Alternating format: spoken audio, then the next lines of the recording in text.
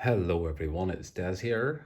I had promised to put on some short introductory sessions to basic knots and rope handling, knots, bends and hitches. Hopefully next week on Saturday, while people are out rowing, I'll be down at the boat club to help with that. And I was going to do some introductory videos and produce some training aids to go with that. So this is the first of my videos, and it's just a short introduction to the very basics and the basic types of rope. And then after this, we'll move on to some of the basic knots and hitches. So to talk about some of the basic types of rope, I've got three pieces of rope cordage here in front of me, as you can see.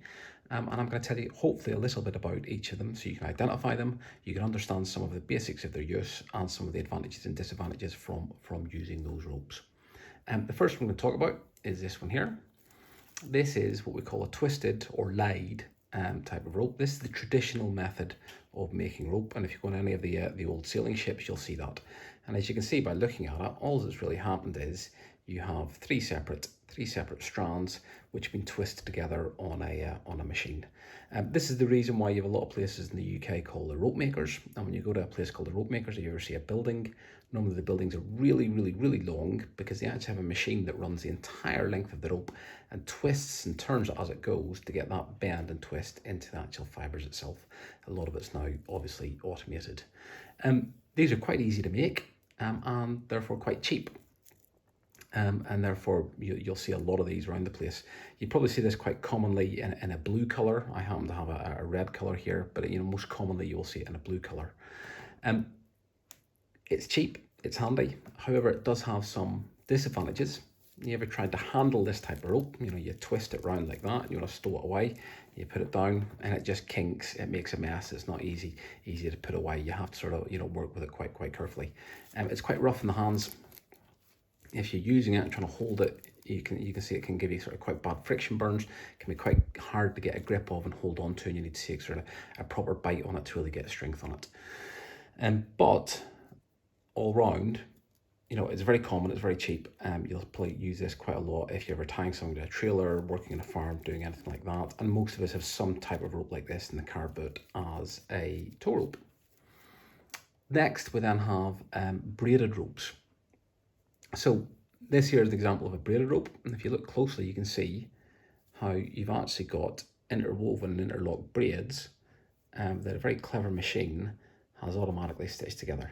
This type of braided rope is braided around a central fibre core. Now you can't see it at the end here because you can see how I've melted the ends. Let's take a pair of scissors and have a little snip. And if we look inside, you should be able to see, oh, I've lied to you. I've lost the braid in this one.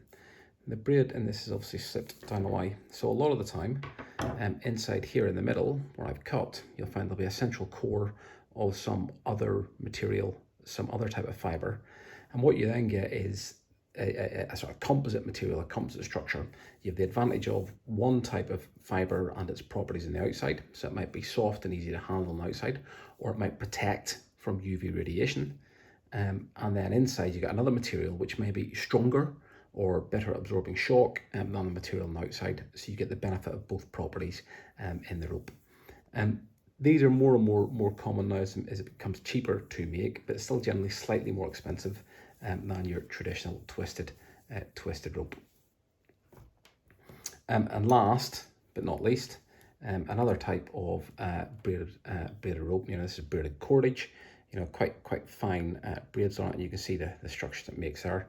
And again, you can just see there's the central fibre. It's the same colour, unfortunately, but the central fibre, you can see that's the central fibre because when I pull on it, you can see it pulls all the way up like that on this one. So you have the benefit of this material here, its properties, and it's protected by this material here. So perhaps the fibre in the middle here is quite strong, but it degrades maybe under direct sunlight, UV radiation over a long time. So by braiding the outside with this, it protects the material inside and you get the benefit of both properties. Ropes then generally are made of not generally, they are made of two types of materials. Traditionally, they were natural materials, hemp, core, stuff like that. which will be really soft on the hands and you know, easy to handle and grip with a lot of the time. But being natural materials, a lot of them would rot. So that's why you would find that for a lot of old school ships, so old school sailing ships in the Napoleonic area, they would tar the ropes. The tar would protect the ropes from the sun, would protect the ropes from the water, and therefore help prevent water getting inside and the ropes rotting. These days, the majority of ropes are made from plastics and nylons. These are all plastic or nylon based ropes, which have a lot of better properties. They don't rot, but UV radiation, as I sort of touched on earlier, can degrade the ropes themselves. So over time, you can perhaps just see slightly on this rope has faded a little bit because I spent a lot of time outside in the sun. It will then change the properties of that plastic and perhaps make it more brittle or more prone to breaking or stretching.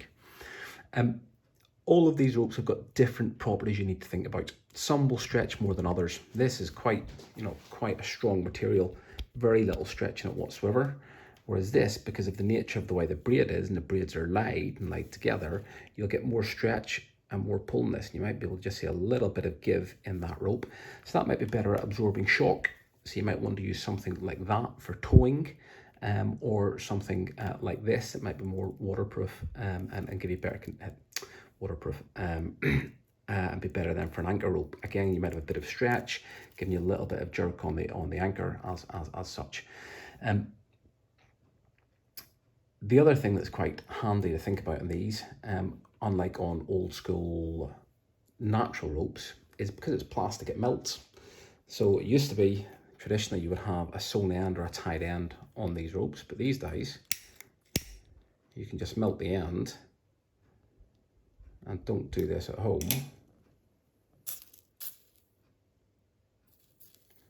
And that there covers off the end and protects it and stops the fraying that you would normally get on a rope. So those are some of the basics of ropes, the different types you get, some of the properties you need to consider when you're picking what rope to use for a function, and some of the advantages and disadvantages of those different types. Hopefully, we'll talk to you soon about some basic knots and hitches, and I hope you tune in for the next short video.